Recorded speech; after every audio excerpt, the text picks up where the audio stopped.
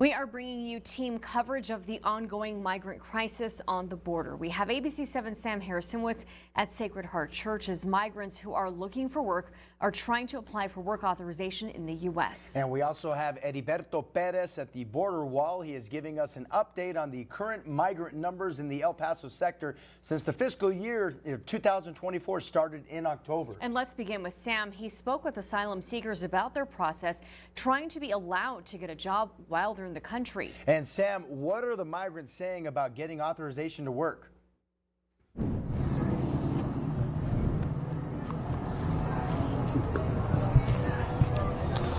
Paul, Stephanie, there are migrants that I spoke to here from Venezuela, Haiti, and Colombia. Some I spoke to were going through that process in order to get signed up for those employment authorization documents. However, some that I spoke to struggle with the fees, but say they're willing to work anywhere. I am trying to get paperwork done to work legally, but I have to pay to get the process done. I would work at a chocolate factory, McDonald's, or anything.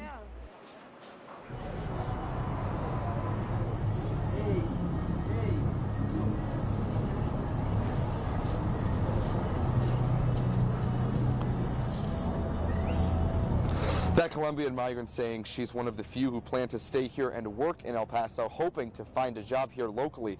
Migrants are able to apply for those employment authorization documents online as long as they've been paroled into the country or had their asylum application pending for at least 150 days. Now, a migrant that I spoke to who's in that authorization process told us about what his end goals are.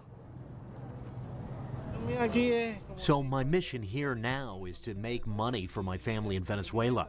And once I get my goal, I'll leave. I want to make $75,000. With $75,000, I can jump on business back in my country.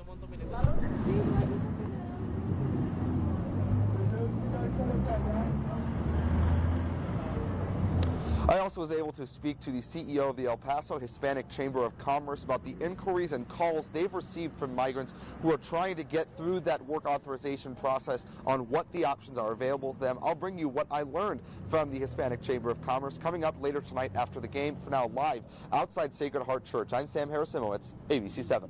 All right, Sam, thank you. The U.S. Border Patrol has an update on the number of migrants crossing through the El Paso sector since fiscal year 2024 started in October. The border saw an increase of migrants arriving to cross into the U.S. in late December. ABC-7's Juarez correspondent Heriberto Perez files this report. I'm here near the border wall where you can see a few migrants entering to the United States as we speak. Last week, we showed you big groups of migrants lined up in front of the border wall to turn themselves in to U.S. authorities.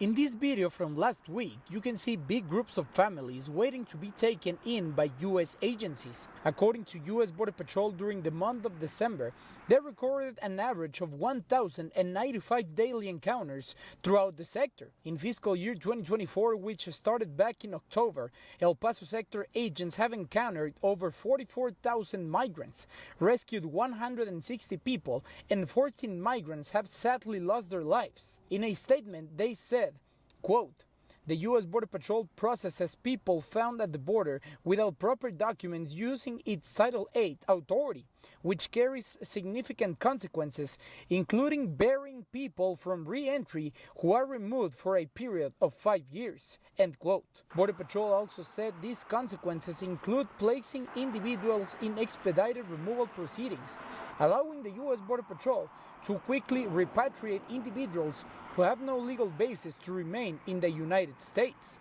And U.S. Border Patrol also urges migrants to not make the dangerous journey to the border only to be turned back.